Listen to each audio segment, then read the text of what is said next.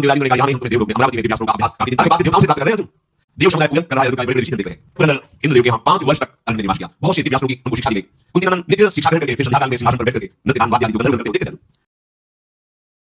नित्य शिक्षा ग्रहण करके फिर संध्या काल में सिंहासन पर बैठ करके नृत्य गान वाद्य आदि जो गंधर्व करते वो देखते थे अर्जुन।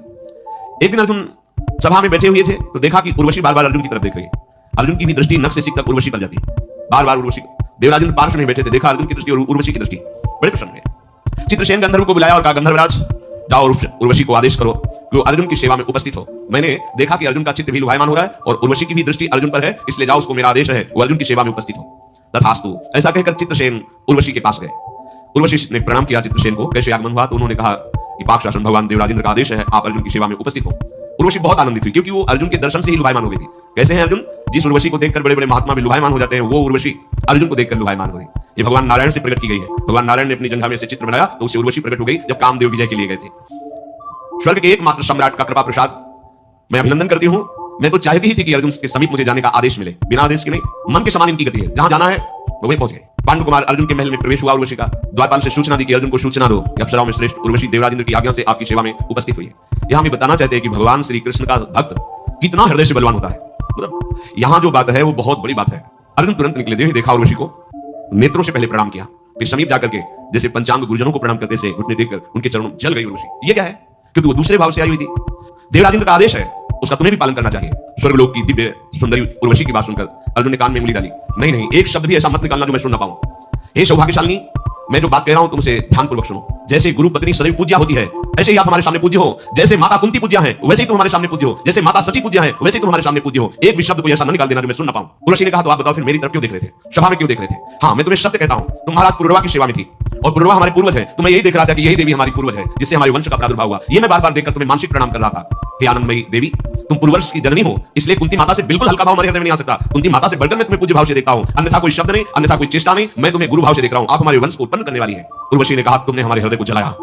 देवराज की इंद्र की आज्ञा से मैं आई हूं, अभी तुम्हें अवसर देती हूं। ये बात दोबारा मत निकालना। तुम नहीं जानते हो, मैं देवी हूं, मैं अप्सरा हूं। पूर्व वंश के कितने नाती पोते आए और हमको उनकी सेवा में भेजा गया। तुम्हें कोई अपराध नहीं लगेगा, मैं अप्सरा हूं और इस समय मैं तुम्हारे प्रति आसक्त हूं। मेरे अंदर मदनाग्नि जागृत हो चुकी है। अर्जुन, मुझे स्वीकार करो। अर्जुन ने कहा, अनिंदिते, मैं सत्य वचन कह रहा हूं। दिशा और विदिशा की अधिष्ठात्री देवियां मेरे इस वचन का अनुमोदन करें। माता कुंती, माद्री और सची और आप, इतना भी अंतर मेरे हृदय में नहीं है। तुम पूर्ववंश की जननी हो, परम गुरु स्वरूपा हो। इसके अलावा मैं एक भी शब्द नहीं बोलूंगा और कोई शब्द सुनना नहीं चाहूंगा। आप कृपा करके जैसे आई हो वैसे ही वापस हो जाइए।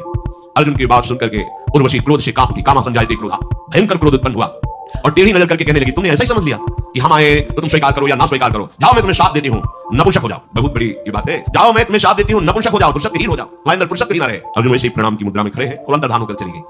चित्रसेन के समीप गए और जाकर पूरी बात बता दी। अब तो अर्जुन बहुत उदास हो गए। पुरुषत्वहीन भला महाभारत कैसे कर सकता है, महान युद्ध कैसे कर सकता है? इतने दिव्यास्त्र प्राप्त किए और उसने शाप दे दिया, पुरुषत्वहीन हो जाओ। मेरा सारा का सारा प्रयत्न व्यर्थ हो गया। अर्जुन मन में बहुत उदास है कि अब क्या हो सकता है, जब पुरुषत्वहीन तो कैसे हो सकता है? चित्रसेन जाकर के सारी घटना देवराजेंद्र को बताई। इंद्र ने तत्काल अर्जुन को बुलाया और कहा, बहुत अच्छा हुआ। पहले तो हम तुम्हें धन्यवाद देते हैं कि कोई उर्वशी के आकर्षण से बच जाए। आश्चर्य है, यही श्री कृष्ण प्रताप है। अहो भाग्य तात, तुम उर्वशी के आकर्षण से बच गए। सत्पुरुषों के तुम शिरोमणि हो, आज मैं ऐसा घोषित करता हूं। अर्जुन से कहा, तुम सत्पुरुषों के शिरोमणि हो। तुमको पाकर के कुंती आज पुत्र कहलाने वाली मां बन गई, वास्तविक मां बन गई। स्वर्ग पर तुमने विजय प्राप्त कर ली। महाबाहो, तुमने अपने धैर्य से ऋषियों को परास्त कर दिया। मानद, उर्वशी ने जो तुम्हें शाप दिया है उसे मैं सीमा में बांध देता हूं। साप तो लागू होगा, व्यर्थ तो नहीं जाएगा। 1 वर्ष तक जो तुम्हारा अज्ञातवास का समय दिया गया, 12 वर्ष वनवास, 1 वर्ष अज्ञात, तो 1 वर्ष तक तुम्हारे अंदर उर्वशी का शाप लागू रहेगा। इसके बाद खत्म हो जाएगा तो तुम्हारे काम आ जाएगा। तुम जैसे महावीर, छुपने के लिए तुम्हें कोई परेशानी नहीं पड़ेगी। ये शाप तुम्हारे लिए वरदान का काम करेगा। ये कई बार कहा है कि यदि तुम भगवान के चरणों का आश्रय लिए हो तो तलवार तुम्हारे गले तक आएगी और आकर वो हार बन जाएगी, गला काट नहीं पाएगी।